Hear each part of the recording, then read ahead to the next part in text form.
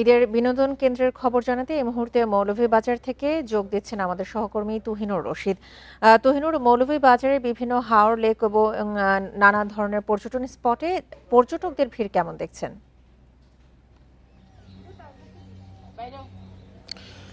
আপনি জানেন যে আসলে মৌলভীবাজার প্রকৃতি নির্ভর পর্যটন এবং এখানে দেশের বিভিন্ন প্রান্ত থেকে পর্যটকরা ছুটে আসেন শুধুমাত্র এখানকার প্রকৃতিকে দেখার জন্য। এবং এখানে যারা আপনি পাহাড়, টিলা, চা বাগান, এমনকি এখানকার যে সব হাওর রয়েছে সেগুলিতে কিন্তু পর্যটকরা তারা ঘুরেন, দেখেন।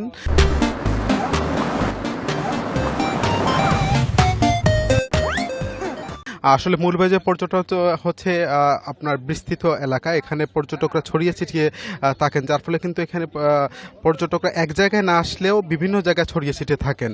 তো আমি এই মুহূর্তে যেটি আছে সেটি হচ্ছে বাংলাদেশের একমাত্র ইকো ভিলেজ বার্ড পার্ক, এবং এই পার্কে দেশি বিদেশি অনেক পাখি রয়েছেন এবং এখানে পর্যটকরা বা স্থানীয় দর্শনার্থী যারা আছেন তারা ছুটে আসছেন, তারা এসে তাদের সন্তানদেরকে এই সব স্থানগুলি দেখাচ্ছেন। আসলে ঈদের আজকে চতুর্থ দিন, এই চতুর্থ দিনেও কিন্তু আমরা দেখেছি বিভিন্ন পর্যটন স্পটগুলিতে পর্যটকরা ছুটে আসছেন, তারা ঘুরছেন, দেখছেন। তবে এই বিষয় মৌলভীবাজারে কিন্তু সারা বছর আপনি জানেন যে পর্যটকরা ছুটে আসেন, সারা বছরই তারা এই জেলার যে সৌন্দর্য সেটি কিন্তু উপভোগ করেন।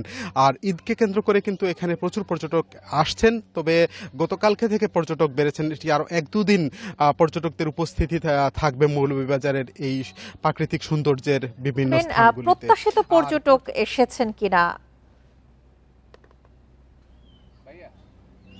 আসলে দেখুন, মৌলভীবাজার আপনি জানেন যে পর্যটনটা হচ্ছে সারা বছর লেগে থাকে, তবে ঈদ এবং বিভিন্ন উৎসবে কিন্তু পর্যটকরা একটু বাড়তি হয়ে থাকেন। এই বছর আসলে মৌলভীবাজারে যেটি হয়েছে, পর্যটন ব্যবসায়ী যারা তারা বলছেন যে তারা কাঙ্ক্ষিত পর্যটক পাচ্ছেন না, কিন্তু আমরা দেখেছি গতকাল থেকে প্রচুর পর্যটক রয়েছেন। হোটেল রিসোর্টে 80-90% কিন্তু বুকিং হয়েছে, যার ফলে বোঝা যাচ্ছে যে এখানে পর্যটকরা আসছেন এবং আগামীতে যেহেতু এখানকার প্রকৃতি নির্ভর পর্যটন, যার ফলে এখানে যে বৃষ্টি বাদল হচ্ছে, প্রকৃতি সবুজ হচ্ছে, পর্যটকরা আসবেন। ঈদ পার্বণেও এসেছেন, সেটি কিন্তু খুব বেশি নয়, এমনটি কিন্তু আমাদেরকে ব্যবসায়ীরা জানিয়েছেন।